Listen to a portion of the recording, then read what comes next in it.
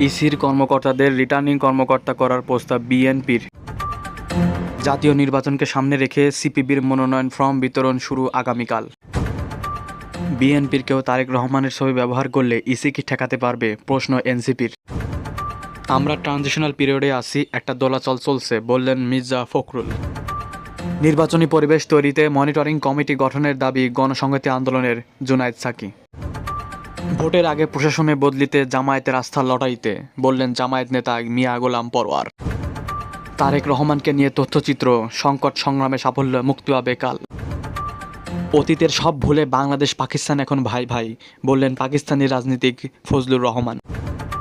ইতিহাস লেখার ক্ষেত্রে মওদুদ আহমেদের সমালোচনা নেই, বললেন মির্জা ফখরুল। জোটবদ্ধ নির্বাচনে প্রতীক নিয়ে বেকায়দায় বিএনপি। এখনও গণভোটের বিষয়ে নির্দেশনা পায়নি ইসি। ভোটারের উপস্থিতি বাড়াতে রাজনৈতিক দলের সহযোগিতা চায় ইসি। শেখ হাসিনার মৃত্যুদণ্ডের রায়ে প্রমাণিত হয়েছে কেউ আইনের ঊর্ধ্বে নয়, বললেন বামজোট। দলীয় নেতাকর্মীদের চাঁদাবাজ বলে মন্তব্য করার অভিযোগে বিএনপি প্রার্থীর বিরুদ্ধে বিক্ষোভ। ইসলামী ব্যাংকের সাবেক চেয়ারম্যান ওবায়দুল্লাহ কারাগারে। নির্বাচনের কোনো অনিশ্চয়তা দেখছি না, বললেন দেবপ্রিয় ভট্টাচার্য। শান্তিপূর্ণ নির্বাচন আয়োজনে সামরিক বাহিনী ও পুলিশের সহায়তা চাইলেন প্রধান উপদেষ্টা। চট্টগ্রামে বিমানবন্দরের রানওয়েতে শিয়াল, ২৬ মিনিট পর উড়ল উড়োজাহাজ। রাউজানের নোয়াপাড়ায় আবারও আগ্নেয়াস্ত্র উদ্ধার, 2 ভাই সহ গ্রেপ্তার 3। গণমাধ্যমে আসামির বক্তব্য ছড়িয়ে পড়ার ব্যাখ্যা দিলেন পুলিশ কমিশনার। ট্রেন থামিয়ে পরিচালক ও চালককে মিষ্টি খাওয়ালেন আন্দোলনকারীরা। জামালপুর 2 আসনে বিএনপির প্রার্থী পরিবর্তনের দাবিতে কাফনের কাপড় পরে সড়ক অবরোধ। ভারতের সঙ্গে জয়ের পরে শ্রীমঙ্গলের বাড়িতে সমিত, মানুষের ভিড়, উৎসব। ধামরাই ও নওগাঁয় গ্রামীণ ব্যাংকের 2 শাখায় নাশকতার চেষ্টা।